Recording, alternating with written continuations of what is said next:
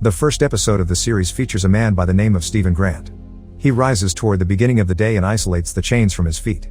Afterward, he removes the tape from his entryway and calls his mom while taking care of his fish. He goes to work, and he works in an exhibition hall. A young lady who is his partner likewise enjoys him and requests that he go to the eatery on Friday night. Stephen used to converse with a sculpture before leaving and says that at whatever point I rested around evening time, I got up somewhere else. He says that is the reason I attempted to remain alert the entire evening and says I needed to accomplish something else. My associate will break fellowship with me because of my sleep disorder. Then he fixes tape on his entryway and chains his feet and attempts to tackle the riddle so he will remain conscious for the entire evening. In the interim, he finds out about the Egyptian god and rests reluctantly. He rises and shines and stops at an obscure spot where he hears a strange voice. It requests that he rest once more, and Stephen gets terrified hearing this since there was no one, and afterward he feels something in his pocket. As he takes out the thing, the Egyptian god Moon Knight comes behind him. At the point when he turns, certain individuals begin terminating him, and he arrives in a city while running. He sees a man named Arthur Harrow there who loves the Egyptian god named Amit. He can track by holding individuals' hands who is doing wrong and who is doing right. He serves the spirits of bad individuals to the Egyptian god Amit. Harrow sees Stephen and requests the baffling thing from him. Stephen would rather not give it to Harrow because the unusual voice that he heard denies him the right to give this thing to him. Additionally, it makes his hands freeze. Stephen shuts his eyes and everybody bites the dust. He didn't understand what was befalling him and afterward, the puzzling voice asked him to run. He was driving a van, and Harrow's buddies were behind him. They were killed on the road. Stephen says thanks to God that it was a fantasy, and he becomes blissful. Afterward, as always, he unchains his feet and removes the tape, and he goes to the cafe after being prepared. He had a dinner date with his companion, and he was hanging tight to his companion while sitting in the cafe. She hasn't come for quite a while, so he calls her and tells her I'm waiting for you, yet she says I came there 2 days prior and ate. He says how is this possible? We fixed the arrangement for Friday night. Replying to him she says, are you alright? Today is Sunday and you are discussing Friday, which was 2 days prior. He returns home and, afterward, begins eating the chocolates he purchased for his companion. Then, he sees a mystery opening in his home and finds a key alongside a cell phone. When he checked the telephone, there were missed calls from a young lady named Layla. When she again calls, he asks her where she is. Layla gets out whatever happened to Mark and he answers, I am Stephen, not Mark. She cuts the call and Stephen goes to the washroom. He sees his appearance while conversing with him. He was seeing the Egyptians of the god Khonshu all over. Afterward, he gets terrified when he goes to his work and sees Harrow and thinks this man came into his fantasies. Harrow shares with Stephen I need to help you with what you are getting away from. Harrow places his wooden scale in Stephen's grasp and moves his hand, yet the sculpture of the scale in Harrow's grasp begins moving. Harrow sees this, and Stephen runs from that point while leaving his hand. He was getting back and felt like a canine was yelping, but when he turned, a bizarre creature like a jackal assaulted him. He hears Harrow, who is requesting the scarab, and he will save him. Stephen conceals himself in the washroom to escape from it. At that point, he sees a man like him in the mirror, saying, don't be terrified and give me your body. Stephen gets terrified because the beast was going to move inside while breaking the entryway. He has no alternate way, so he concurs with what his appearance was talking about. He says okay, take my body. Stephen changes into Moon Knight and kills the beast. He stirs and is stressed, so he goes to the exhibition hall's washroom and tracks down many broken things there. He goes to a man and requests that he show him the CCTV film. He tells Stephen you won't accept the obvious reality of what you will see. Stephen is displayed in the video doing odd demonstrations. There wasn't the beast in the video that was killed by him yesterday night. Due to the misfortune in the gallery, the proprietor ends up with Stephen while considering him distraught. He again goes to the sculpture and reveals that I have tracked down a key and a portable from my home. Then he goes to the storage organization and asks the secretary if there is any storage by the name of Mark or Stephen. He says okay Mark, come let me take you to your storage. He tracked down a pack there in which there was a huge load of cash and a firearm too. He finds a visa and his name was written as Mark on it. He likewise finds a scarab in the storage for which the Harrow monster was behind him. As he squeezes it, his wings show up and he begins flying. His appearance again appears in the mirror and starts conversing with him. Come on, I was waiting for you. Who are you? What do you think your identity is? He says I am a worker of the Egyptian god and Mark says our concern is one and there is just an answer for this, to calmly give me your body and rest. He denies it and says he doesn't have any idea what number of guiltless individuals you have killed through my body. He says this sack of yours is unlawful. I will give this up to the police. He says the police will detain me and you will save me. Stephen was leaving, and the Egyptian god was behind him, so he runs from the storage and emerges, and a young lady causes him to sit on her bicycle while saying Mark, where were you for countless days? Stephen asks her who she is. She says, don't you know me? I'm your wife Layla, and he ends up being befuddled by this. He requests that she go with him to his home, and upon arriving at his home, Layla says to Mark, what has befallen you? Presently, he needs to enlighten her concerning him and Mark. Mark precludes him and cautions him not to say anything to Layla. Otherwise, they will begin pursuing her. Presently, Layla, who was considering Stephen as Mark, pushes him and starts taking a look at his pack. She finds the scarab and says to Mark, "This is the scarab. We had been looking for it for a long time. If you had it, so you are deceiving me. Presently, you are acting like you have cognitive decline." He says, "I am not lying, and keep it assuming that you need this. I am Stephen, not Mark. My life is at serious risk and no one but you can save it." His entryway thumps, and when he checks, there were police. Layla stows away, and the police hold Stephen. The cops take Stephen to Harrow since they were friends of the goddess Ammit like Harrow. Harrow takes Stephen with him and makes him drink soup and converses with him.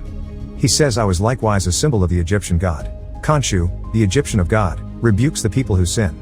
He asks him to assume that the wrongdoings will be eliminated before they are finished and how serene the world will be. Harrow requests the scarab and says, "I will restore my god Ammit."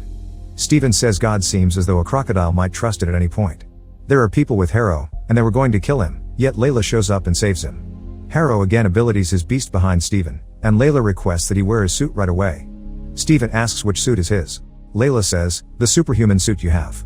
In his appearance, Mark also requested him to do this. He gets terrified and then bounces from the structure. After tumbling down, he gets into his superhuman suit. Stephen commits an error at this very moment. The beast was beating him. In the meantime, Mark shows up and requests that Stephen give him his body.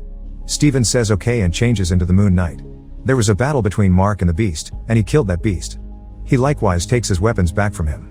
However, during their battle, the scarab tumbles down and Harrow tracks it down. Presently, Stephen tells Mark, "Your errand is finished, so give my body back." Mark won't give his body back. "You will be detained inside me as you have run many wrong errands." Stephen says, "You have done many wrong undertakings from my body and killed many individuals and don't have the foggiest idea how many more you will kill." Afterward, the Egyptian of God shows up and shares with Mark that the scarab has been taken by Harrow. "I need to take it back." Mark says, "I can't do this." Then the Egyptian of God says, "If you won't do this, you will have a complaint with my new worker who will be your wife." Hearing this, Mark gets up and does whatever he says. Mark has arrived in Egypt, and his better half likewise arrives there with a phony visa. Harrow begins digging into the burial chamber of Ammit in the wake of finding it. Harrow's partners get some information about Mark, and he tries to kill a man and requests the location of Harrow. The man chops his rope and tumbles down while taking Ammit's name. "How might we catch Harrow?" he asks. "Have you any thoughts?" Then Khonshu makes a lunar obscuration and he calls every one of his symbols for a gathering. Harrow additionally shows up, who is the fighter for Ammit. The Egyptian of God asks him for what valid reason he has called them here. Stephen tells Harrow to rebuff him since he needs to restore Ammit. However, he has no verification. The fighters reply, "We will transform you into stone if you do anything amiss with the sky." They left Harrow, and Mark was also leaving. The goddess of affection approaches Mark and says, "On the off chance that you realize he is resuscitating Ammit, you need to arrive at its sculpture. No one knows, except a hero named Sinfo, where that sculpture is covered." The fighter is in a casket, and Mark attempts to figure out the final resting place in the business sectors of Egypt. Layla, likewise shows up and says, "I know where the final resting place is." Mark would rather not put her life at serious risk, yet she says, "No one can take you to the casket except me." She takes him to her close buddy who was busy gathering old things and who had kept Sinfo's casket. After Mark goes close to the final resting place, and after failing to see what was written on it, he enlists the assistance of Stephen to address it. In the meantime, Harrow shows up, and there was a mummy named Sinfo in that final resting place. He obliterates it, and Mark changes into the Moon Knight. There was a weighty battle. The man to whom his significant other had brought him was her companion and attempted to kill Mark. He saves his better half and kills that man. Afterward, Mark and his better half bring the consumed bits of the guide with them. As they comprehended the guide, it was a star shape, and Mark says the composition is 2,000 years old. The stars change their positions every day, and we need to move 2,000 years back to grasp this guide. Khonshu says, "Stephen, stand by listening to me. Request Mark to save me when the gods transform me into a stone." 2,000 years ago, the stars changed their places. With the assistance of their god, they find that Khonshu has again attacked the sky, so they change him into stone. The following day, Stephen and Mark's wife make moves to track down Harrow. Mark, who was detained in the mirror, again requests Stephen to give him his body. When Stephen and Mark's wife arrives at the burial chamber, they see Harrow and his mates have moved inside. But when Mark again asks Stephen to give him his body, he didn't concur, and he was eager to go to the burial chamber alongside Mark's wife. His wife says there is a scent of Mark inside you. She takes him inside the burial place, and they find it was a maze. Stephen sees serious eye, yet he has perused the books of archaeologists of Egyptians, so he has a lot of data. As they were pushing ahead, a tremendous beast showed up. It assaults them, and Stephen tosses a rack at it. They got isolated, and presently, the beast was behind Layla. As the beast assaults her, she makes it tumble down into a trench. Harrow asks her, "Do you realize Mark has killed your dad?" Stephen finds the burial chamber and arrives at the casket, then takes out Emmett's sculpture. Layla shows up and requests Stephen to get back to Mark right away. "I need to ask him for what valid reason he killed my dad." Harrow shows up there and requests Emmett's sculpture from Stephen. Harrow shoots Stephen when he won't give him the sculpture. He kills him and Layla conceals it there. Afterward, the story moves to heaven where Mark is displayed as a patient, and Harrow was his PCP. Harrow was saying, "Look Mark, the tales you are telling about Moon Knight and Stephen are just about me." However, Mark remembers that Harrow has killed him and runs away to secure himself in a room. He sees a casket in the room and Stephen shows up in it. They became cheerful and embraced one another, and when they were leaving, a goddess like hippopotamus showed up before them. This was an Egyptian goddess named Taweret, and she told Mark, "Look, you are dead." He asks what I am doing here on the off chance that I am dead. He doesn't trust the goddess, but she lets him know when a human kicks the bucket, and he is lost in peculiar considerations. You simply see dreams and that's it. As Mark makes his way to go out, the goddess Taweret shows up with her plane and puts Stephen and Mark's hearts on the scale. Assuming your heart will weigh as much as the feather of Mot, you will be shipped off to the gods. Assuming your heart will weigh more, you will be sent into the sand field. The scale begins moving and the goddess says you have done such undertakings in your day-to-day existence which you neglected. Presently you need to go inside the entryway once more and should gather your failed to remember recollections. Afterward, when they open the entryway, they arrive at the refuge. Presently Mark and Stephen lose all sense of direction in one another's recollections. Stephen sees those individuals who were killed by Mark and asks him for what good reason he has killed so many individuals. He says I killed those individuals who commit sins, and afterward, he sees a youngster there. He goes behind him and finds that Mark and his siblings were moving to a cavern to play. Then the water fills the cavern and his sibling dies while suffocating. Mark's mom blames Mark for her child's demise. The film moves to Egypt, and Mark sees it while searching for a few significant things. Then certain individuals went after them, and a considerable number of them were killed. Layla's dad, who was additionally remembered for them, was an excavator named Abdullah. Afterward, the Egyptian temple is shown, and Stephen sees himself and knows he was harmed. He was attempting to commit suicide, but at that point he heard a voice from behind. The voice says, "Is this an incredible value? It says I can save your life, but before that, you must be my worker and should eliminate the savagery." "All right," Mark says, "I am prepared," and afterward, he has the Moon Knight's power. Mark turns into the champion of the moon, the Knight. They leave after seeing this and arrive at the plane of God, the universe of the dead, and they see the scale that is equivalent at this point. Certain individuals show up there and beasts assault them, and because of that, Stephen tumbles down and changes into a stone. Mark was taken to the universe of gods and afterward, the current scene is shown where Harrow shoots Stephen and he falls into the water. He removes him from the water and leaves while taking the sculpture of Ammit from him. Harrow was leaving, and the police stopped him to take a look at the post. He supernaturally makes Ammit eat all spirits. He opens the pyramid and different Egyptian gods attempt to stop Harrow. As they have found that Harrow is restoring Ammit, he kills everybody and resuscitates Ammit while breaking the sculpture.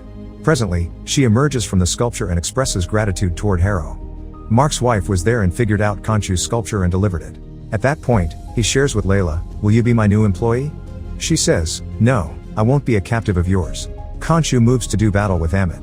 He arrives at the quiet ground, and he goes to save Stephen, but he also changes into a stone. An entryway opens and they become normal. Afterward, Taweret God accompanies her plane and says God is content with you and you need to finish a job on the planet. We again shift to the storyline where Harrow has killed Stephen. His shots have emerged, and he again changes into Moon Knight. Then Khonshu comes to meet him and lets him know Ammit has been delivered. Stephen says, "All right, we will help you. However, you should deliver it to us. We need independence from your subjugation." Layla was conversing with the symbol of Sirius, and he told her that a fighter could kill Ammit. The Taweret God makes him her champion. Harrow was rebuking individuals who had committed sins and serving their spirits to his Ammit God. In the interim, Moon Knight showed up, and there was a battle between them. On the other hand, Ammit and Khonshu were battling, and Ammit said, "We are something similar. I rebuke before the transgressions are committed, and you rebuke after the responsibility of sins. Why don't we help each other?" Harrow was likewise beating the Moon Knight, and when Layla shows up, she is turned into a fighter and assists Moon with fighting to overcome Harrow. Khonshu was confronting Ammit and the Moon Knight when he killed Harrow. Afterward, Moon Knight and Layla move to a pyramid and begin doing sorcery, and then they detain Ammit and Harrow. Khonshu was going to kill Harrow, yet Moon Knight says we won't kill him. What will be the contrast between us and Ammit if we kill him? At that point, Stephen requests Khonshu to discharge him. It is displayed in the post-credit scenes of the film that Khonshu was moving in a vehicle with Harrow when he kills him with his new symbol. Thanks for watching and click on the next video displayed on the screen.